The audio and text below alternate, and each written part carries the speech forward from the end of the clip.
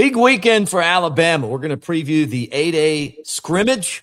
I want to call it a game. That would be an insult to games. But the 8A scrimmage, we're going to talk about the 5 most important newcomers to the team and a contract extension for Nate Oats. I think everybody's happy about that. And could the NCAA actually be putting something together to curtail all of the big spending and cheating that's going on out there? I don't know, but we're going to get into that too right here on the Bama Tailgate Show. Like, subscribe, thumbs up. Let's go, people. Let's go. Brought to you by Pearl River Resort, Philadelphia, Mississippi. The Timeout Sports Lounge was rocking for the college basketball tournament. Hey, guess what? It hasn't changed. You got golf. You got auto racing, pro auto racing, NASCAR, we call it. You got baseball, pro baseball, college baseball, all that. Pearl River Resort, Timeout Sports Lounge. Hour and a half from Tuscaloosa, 2 and change from Birmingham. We appreciate them for being part of this. Let's go.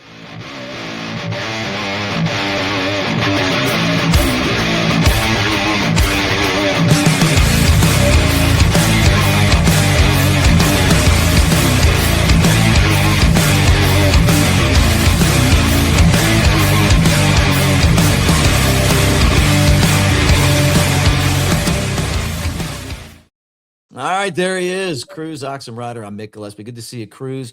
8A preview. Let's just start right there.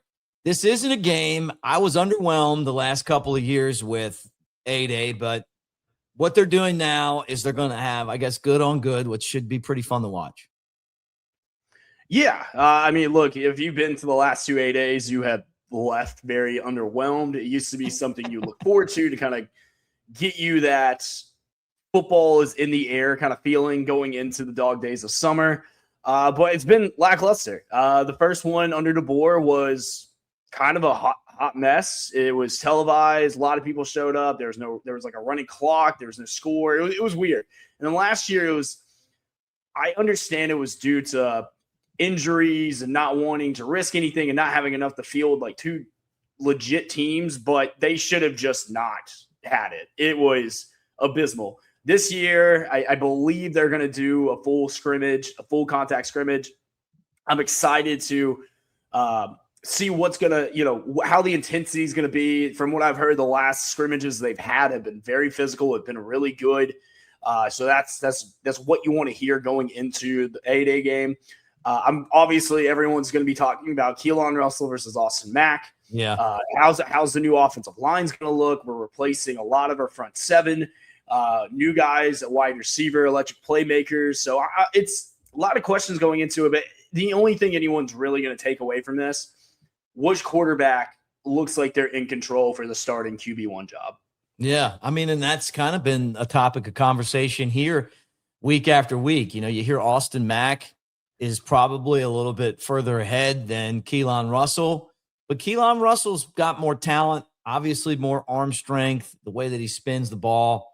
He's the highest recruited player in the history of the school, and they're paying him a ton of money in NIL. I just don't know how you're going to have a competition, and if it's close, not give Russell the job. Plus, it's a little easier if you struggle this season saying, well, we turned it over to Russell than if you turned it over to Mack. Yeah, I mean, luckily the beginning part of our season is, I would say, very generous. So obviously opening up at East Carolina, you go on the road to Kentucky, you get a revenge game at against Florida State, and then you get Mississippi State and then South Carolina. And then, of course, then you start that hellacious gauntlet with Georgia, Tennessee, A&M, Vandy, LSU.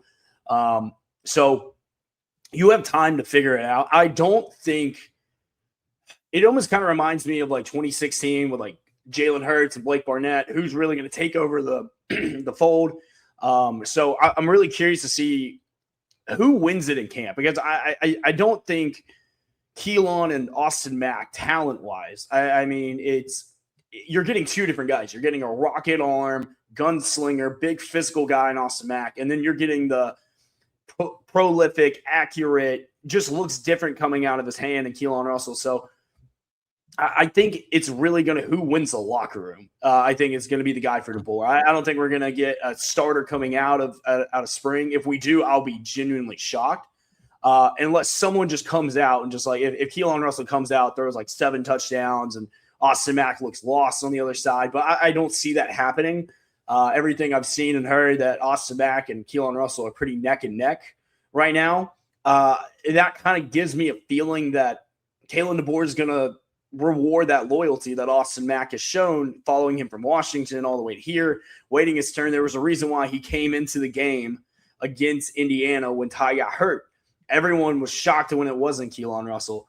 And Keelan was QB3 of last year. It was always Austin Mack at number 2. He knows the scrub system. He knows the DeBoer system since Washington. So I think that gives him a little bit of a leg up. But if we're talking straight up talent, I mean, I don't know how you keep Keelan off the field. I'm a little worried that if he doesn't win the job, does he enter the portal? Or, you know, it's one of those things where it's like, do you really want to risk it with a guy who's this sought after? So it's a lot of questions going in. It's just unfortunately how it is in this day of age, where if you don't win the starting job, you hit the portal instead of, you know, sitting back waiting your turn like Ty, Coker did, Mack did. You know, it's a little frightening. Who do you think's going to win it? I'm going to go on record saying Austin Mack will start against ECU. I think right now I just think with the experience and just knowing the system as long as he has and being in it, I think he's going to get the first crack at it. But I'm going to say Keelan Russell starts against Florida State. That's where I'm at. I kind of see it as Blake Barnett starting against USC.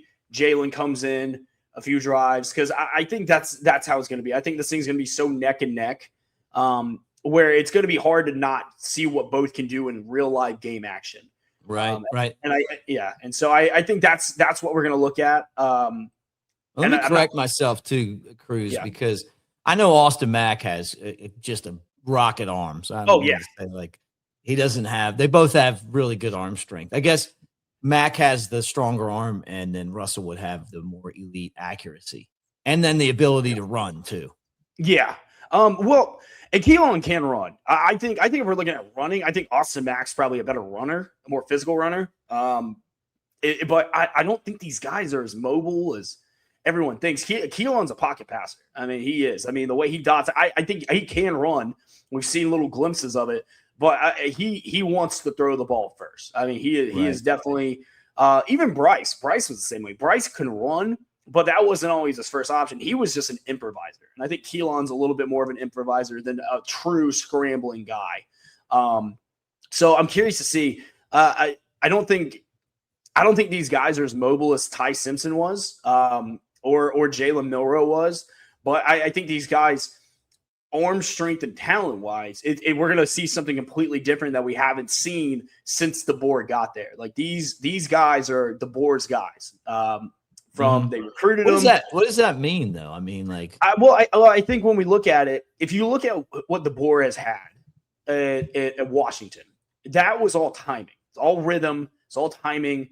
It's all mismatches. It's spreading the field out as much as possible. So when we saw Ty get hurt last year, we saw how off the timing was on a lot of the throws against Oklahoma. He was kind of lost against Georgia in that game. The first little bit of the first half against Oklahoma. I mean, he was just uncomfortable. He couldn't sit there, and he was just letting it sling. And I think that had a lot to do with an injury. Now, Keelan Russell and Austin Mack, I think they fit the system a little bit better from a timing perspective. I think they got the playmakers that they need at wide receiver. Getting a guy like Noah Rogers. You got apparently Morgan, the freshman, it's going to be almost impossible to keep him off the field.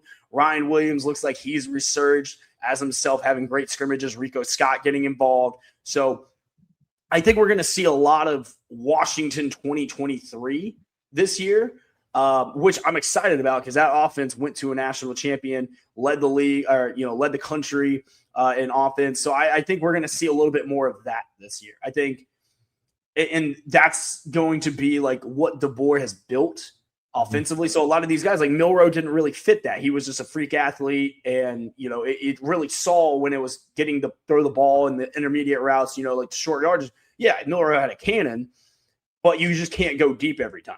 And then with Ty was getting settled in. He looked like he was doing great, Heisman favorite. And then he got hurt. And then, he was never the same. So I think Ty was fitting into that system really well. But obviously the injury derailed that. And it was clear to see. I mean, LSU, from the LSU game on, it was clear to see Ty just wasn't the same kid. Yeah, right. Yeah, you could tell he was injured. We're brought to you by Pearl River Resort. Let's listen to our friend and watch our friend Jake Coker and Steve Azar. So, Jake, let's break down some game tape. Hold on, fellas. Steve, Hey, Jake, you ready to rock? let's roll, brother. Guess we're calling plays at Pearl River Resort. Wow, Jake's first throw scores. And Steve's got the crowd pumped. Man, they're absolutely rolling. 'Cause I don't have to be me till Monday, Friday, Saturday, Sunday. I ain't gonna face reality. I tell you, Jake still got game. While Steve keeps rocking aces. Boom, Jake seals it with a pick. Come call your own plays. At Pearl River Resort, let's roll. I don't have to be me till Monday. All right, there he is, Jake Coker. He doesn't have to be me till Monday with Steve Azar. I love Coker, man. What a great dude. All right, here we go. 5 most important newcomers to Bama's football program 2026. Go. So in no particular order, I think right now, the 5 guys as far as transfers, freshmen, and new starters, I'm going to go ahead and start with the one that everyone's talking about, and that's Darian Morgan, the freshman out of Alexander City, 5-star kid. He looks different. He looks like a young Julio coming out of Foley. I know that's a massive comparison, but if you've seen any of his practice footage, the way he looks on film, he looks like he's going to be impossible to keep off the field. Like, there are people who are saying, don't be surprised if he's wide receiver 3. So when the season starts, between Ryan Williams and rather who wins that, and then obviously Brooks working in the rotation with Rico Scott. But this kid just looks different, and I'm really excited about it. The other one that I feel like is finally starting to get a little bit of notice, and I'm really excited about, is Caleb Woodson, the transfer from Virginia Tech. Playing in linebacker, he's coming in for Deontay Lawson. Really excited to see what he can do. I thought that he was they went out of their way to get this kid. And right now, everything I've heard, him and QB have just been lighting it up. They've been making plays, and obviously super excited about that. The next one I want to talk about is maybe the one who can make the impact in the long run for us. I don't think he'll be the starter, but I think he'll be just too good to keep off the field. And that's Crowell, the new freshman out of Jackson, 5-star. He's a freak, man. He's like one of those guys who you don't think he's a freshman. He's coming in, he's a workhorse. He's been all Bama since he's committed. Super excited about him. And I think he can come in and make an impact. I wanted him to be what AK Deer was last year, but AK Deer didn't get those opportunities. Mm-hmm. But I think with the running back room right now, I think he has an opportunity to get on the field a little bit more. The next is one where I feel like he'll make an impact on special teams in the beginning, but I think he'll work his way onto the field just because of how loaded our defensive back room is this year. And this is Jair Edwards, the 5-star out of Maryland. Kid's a freak. He was one of the best safeties in America, if not the best in America. Watching him at the All-American high school game, I think he's going to be an impact player on special teams, and he's going to kind of come in and because Bray and Saab are going to be gone after this year. So I think he's going to come in and make his presence known. And I think he's going to be able to make some noise, especially kind of like what Dijon Lee did last year, coming in as a true freshman and making a name for himself. And then obviously, if we're talking about new starters coming in, it's Keelan Russell. He's the most important. I think this kid is special. I think a lot of people who have seen him play, he's going to be special. The way it just comes out of his hand, it reminds me of when we saw Tua as a freshman, when we saw Bryce Young in his moments. So if he wins a starting job, I think Bama will go back to looking a lot like it did, when Tua took the realm over in 2018, when Mac Jones took over in 2020, when Bryce took over in 2021. It's going to look like that. And then the last one, I'm excited about Noah Rogers. I'm excited about him coming out of NC State, big body receiver. We kind of missed out on Cam Coleman. That's fine. Texas threw the bag at him. He chased the money. I'm not a problem with that. But Noah Rogers is making some plays right now. He's a big body receiver. I think he's coming in to fill in for Isaiah Horton, him going to A&M. I think he's going to be a fun name to look out for, to throw up in the red zone.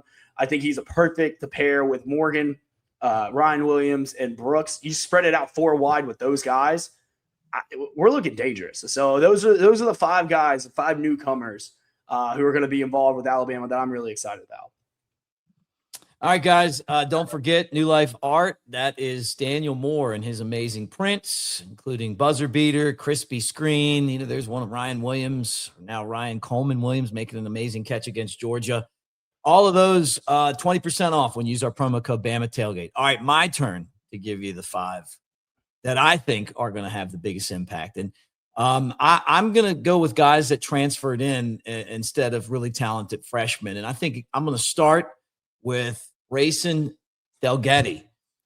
You have to have a center, right? We found that out the hard way when our center couldn't snap the ball to our quarterback a few seasons ago, and it cost us a chance to win the national championship, right? Both of those guys, I think, are in the NFL now. Crazy. Yeah. Then we go and we get the best center in the country, and for 2 years, Parker Brailsford's been great. Delgetti comes in, transfer, and he immediately slides right into that center spot. All you hear is that the Cal Poly transfer is doing a great job and that he understands defenses. He's helped call plays. He is my number 5 guy as far as the most important transfers in, because you got to have somebody to snap the ball. Number 4 on the list is, and you look around and you're like, how many guys? I'm going to tell you that this dude right here could be number 1 on the list. But Desmond Umatula, right? Did I say that right? Or Umazula, the edge rusher from South Carolina? Yeah. Zula, right? He has been a machine. Nobody can block him. He's fast off the edge. He gets after the quarterback. This is the guy that South Carolina lost, and they're like, man, we hate that we lost this guy. And Bama, we're lucky that we got him. You got to attack the quarterback. You got to get back there. Bama's defense was a lot better than we thought they were going to be last year. They lost some guys to the NFL. They lost some guys in the transfer portal. Zula's one of those dudes that they're getting back that is going to be an impact guy all over the place. Number 3, Josh Ford, the tight end from Oklahoma State. Josh Cuevas goes to the NFL. What are we going to do? We don't have a tight end. Well, yes, we do. We went out and got Ford. 2 things he's going to do. He's going to bring experience that he had playing for the Cowboys. But he's also going to challenge the guys that were there to be better, because they don't want to lose their job. The Marshall Pritchett type dudes, like, they're going to be like, hey man, you know what? This guy's coming in. We're not just giving this position up. He's going to have to earn it. I love competition. I say it all the time. And so he's number 3. Number 2, you mentioned him. Noah Rogers, the wide receiver transfer from NC State. When Isaiah Horton transferred out, felt a little used, really. Like, hey, we did everything you wanted. We gave you the ball. You scored touchdowns. You had an Iron Bowl to remember. And, you're out for the money, and that's good, man. But that's also bad, because you had an opportunity to leave a legacy at a school, and you picked Texas A&M over us. So we'll see you later in the season. We need to get somebody back. The crazy thing is, I'm with you, like Sadarian Morgan. Yeah, he's gonna be a guy. You talk about the guys that were already there, the Ryan Coleman Williams type dudes, Lottie Brooks. But everybody keeps talking about Rodgers, right? Like, the dude's having like a camp, man. Like, where you turn around and you're like, hey, okay, like, he's gonna play himself onto the field, because that's what he's doing right now. He's just making an impact. And so he's exciting. But the guy that I think is the most important guy is Devin Tompkins, the defensive lineman from USC. You got to get after the quarterback. And I've said it before. And in this day and age, the way you win is if your 4 can beat their 5 up front, stop the run, get after the quarterback, you're elite. And I think that for Bama to have a successful season, the one that we all expect them to have, they're going to have to get after the quarterback. So I put him on the list at number 1. And it is exciting when you keep hearing, it was like when, when you hear about practice and you're like, man, this guy's really disruptive. And you're like, okay, yeah. And he's been that guy. No, I like that. Honestly, the USC guy totally slipped my mind. So that's great. I totally forgot that we had actually landed him. So I'm good to hear that because I know that we're going to need a lot of help on the defensive line this year. It's going to be a lot of, especially in the inside. So, I mean, losing Tim Keenan and Smith was big. Obviously, you're hearing what Smith is doing up at Ohio State. And right now, it doesn't seem like it really was that bad of a thing to lose him. Apparently, he's just not having a good camp up at Ohio State. I've heard Russaw is having a pretty good camp, though. But getting Pierre back was massive for us. I think. So that'll definitely help. I think we got some young talent. We also have Griffin coming in, the 5-star. The linebacker looks. People are comparing him to Jahad Campbell, which, I mean, that's not a bad thing at all. Nice. To be as a freshman getting compared to a guy who was, up for Defensive Rookie of the Year for the Eagles.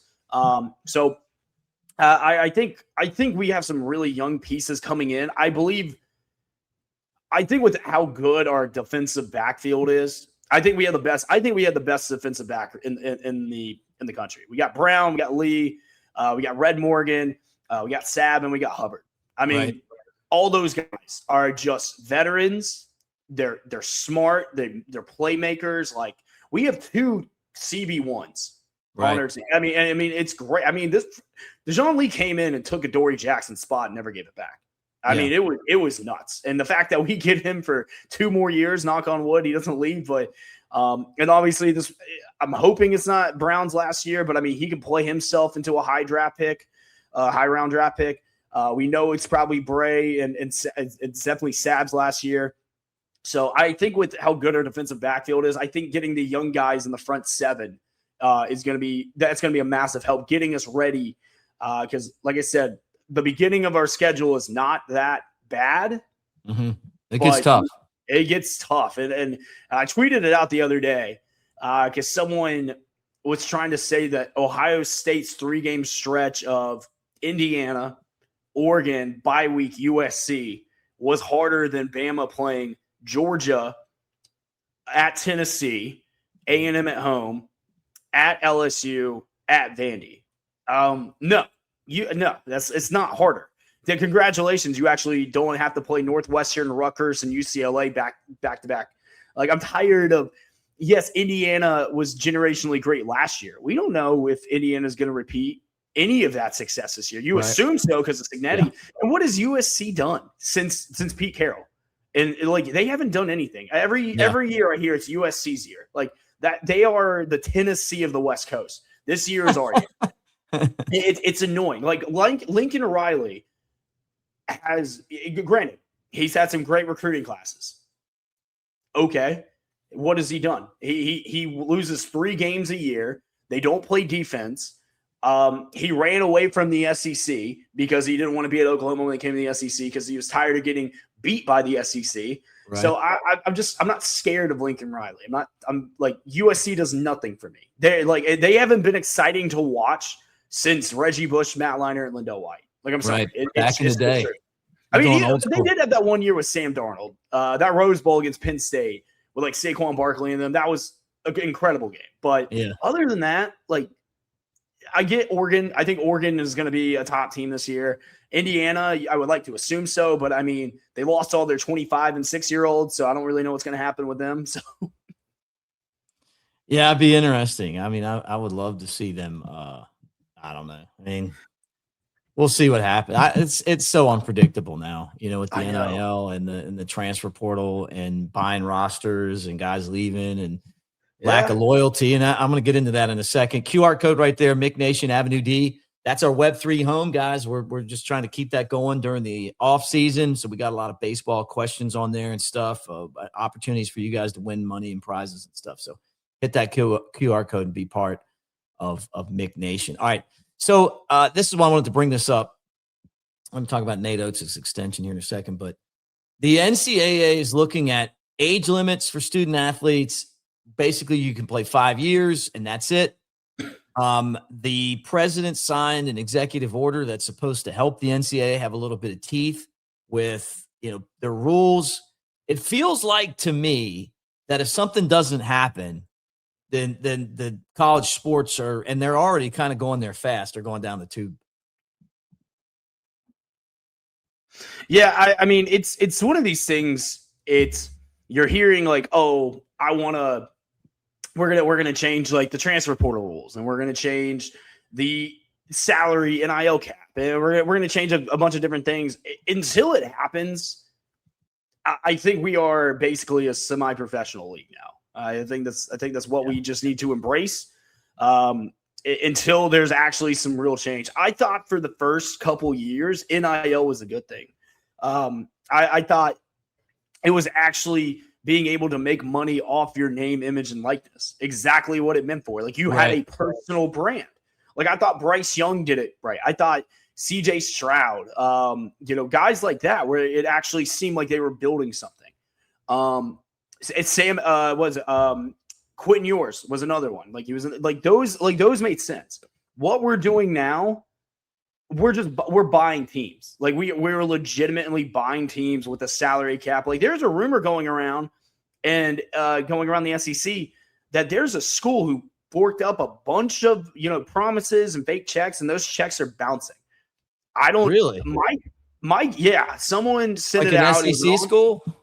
It's an SEC school, and I've heard Tennessee, I've heard LSU, and I mean the first thing my mind goes to is LSU. It goes to LSU. I mean, like look at the money they have forked over. Yeah. I mean, that people are saying it's anywhere between a $40 and $60 million roster for a college football team. Yeah, and it's like, yeah, on paper it sounds good, but like you realize just because you go fork out people in the transfer portal and you throw them on a team together, it doesn't automatically mean it's going to be instant success. Like we've seen it happen. Like look at Florida State. They had one good year of transfer portalness, and then it just blew up in their face. Mm-hmm. Yeah. Well, you hope that you develop enough guys at Alabama to be competitive, and then you fill in the gaps with the transfer portal. The other thing, though, that I didn't expect was that Bama was going to lose so many guys in the transfer portal. Yeah, because that hurts a lot. Yeah, and if you look at it, it's what Kalen DeBoer said, and I think this is not just a football related thing, but even basketball.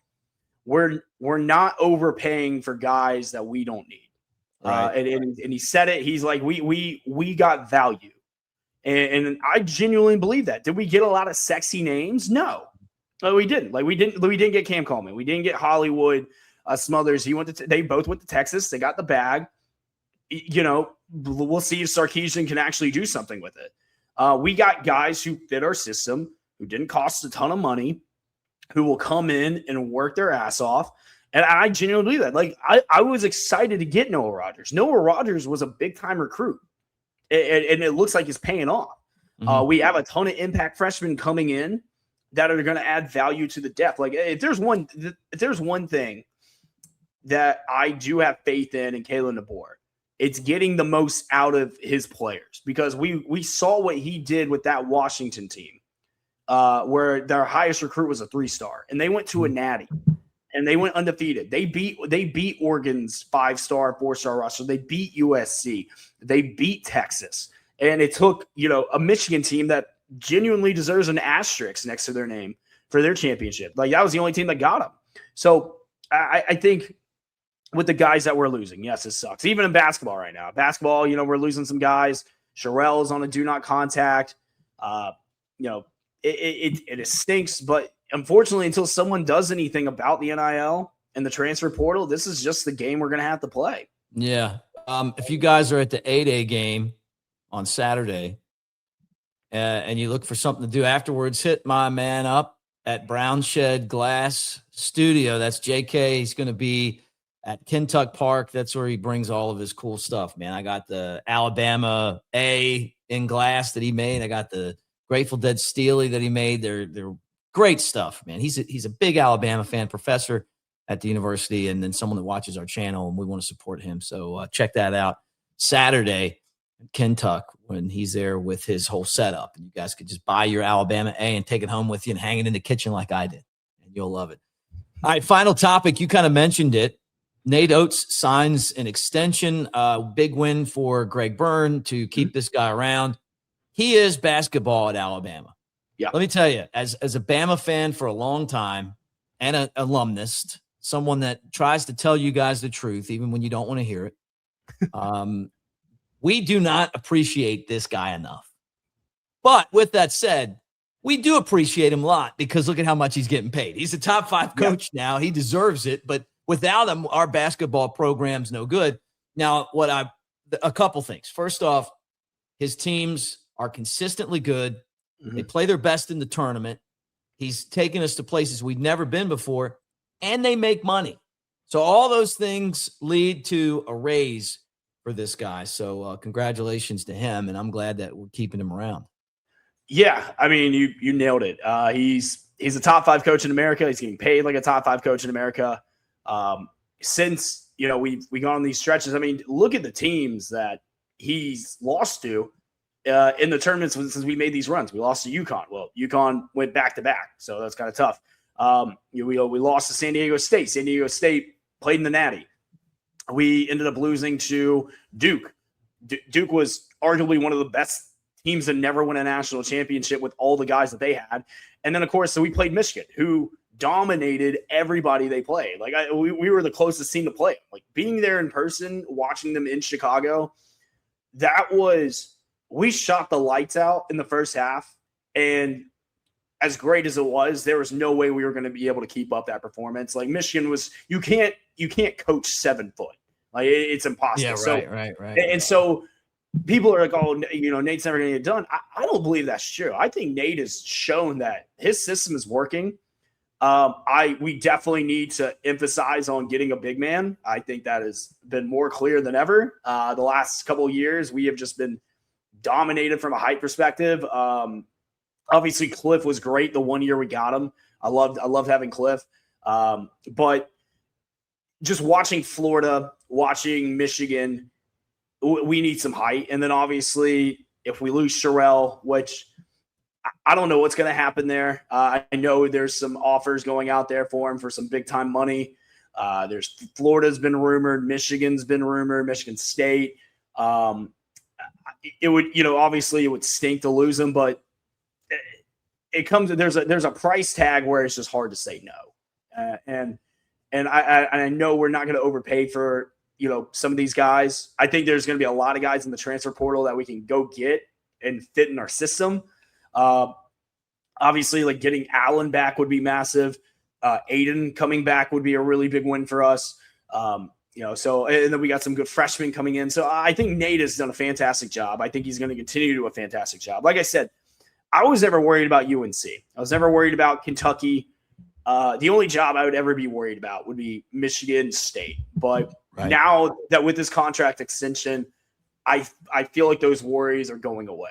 And I feel really good about that. I think it was a very smart decision to go ahead and lock him in. He's a great coach.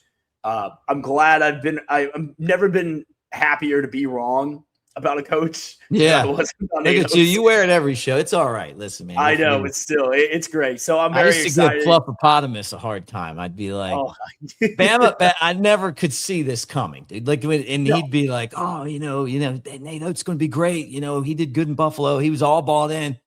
And I'm like, yeah, we said that about Anthony Grant. Not only was he a terrible coach, he was the worst person. I liked Avery Johnson, and I thought Avery was, not only a good guy, but he had the program going in the right direction. But then what's going on right now with Nate Oats is like we just one of the best coaches in the country just fell right in our lap. Yeah, I mean, it was great. I mean, we just getting a guy from Buffalo who used to be a high school basketball coach and, Now he's a top 5 coach in America, and I will say this. I love him to death because he's my coach. But if I, didn't root for Alabama, God, I don't know how much I'd like the guy. He speaks his mind. He doesn't care what anyone thinks. But he's a good coach, man. I'm glad he's ours. I would not want to play him if I'm in the SEC. He ain't going anywhere. I'm glad I have this coach and not a Nepo baby. Yeah, I'm glad he's back too. All right, Cruz. Well, great talking, man. Enjoy A-Day. And then after that, we got to wait for spring practice to start fall practice to start. And then, football to be back. But it's summertime now. Mm-hmm. And, we'll have other stuff to keep an eye on. Guys, shout out to softball. Look, they've been representing, man. I love it. Oh. Coach Murphy, I like the pitcher. She just looks like somebody that you don't want to tangle with. We needed somebody like her. No, we're an everything school now. Baseball, football, basketball, softball. Yeah, we are an everything school, and we're actually an everything school. Yeah. Unlike some schools in the state that say they're everything. Yes. Well, we're brought to you by Pearl River Resort, Philadelphia, Mississippi. Guys, check them out. That's an hour and a half from Tuscaloosa, 2 and change from Birmingham. Best slots this side of the Mississippi. You've got table games, great entertainment acts. I saw Fluffy, the comedian's going to be there. They always have like really great like music acts and comedians. And you got Dancing Rabbit Golf Course, which is the Augusta you can play. You don't even need a membership. The clubhouse, we've stayed there before, is fantastic. 2 18-hole courses that are great with the Masters going on right now. You get that Augusta feel right over there at Dancing Rabbit Golf Course, right? And it's the Augusta you can play. So take advantage of that. The Azaleas, the Oaks, Philip M. Steakhouse afterwards when you're talking about your game. All that, Pearl River Resort, Philadelphia, Mississippi. Good to see you, Cruz. Roll Tide, everybody. Roll Tide. So, Jake, let's break down some game tape. Hold on, fellas. Steve. Hey, Jake. You ready to rock? Let's roll, brother. Guess we're calling plays at Pearl River Resort. Wow, Jake's first throw scores. And Steve's got the crowd pumped. Man, they're absolutely rolling. 'Cause I don't have to be me till Monday, Friday, Saturday, Sunday. I ain't gonna face reality. I tell you, Jake's still got game. While Steve keeps rocking aces. Boom, Jake seals it with a pick. Come call your own plays at Pearl River Resort. Let's roll. I don't have to be me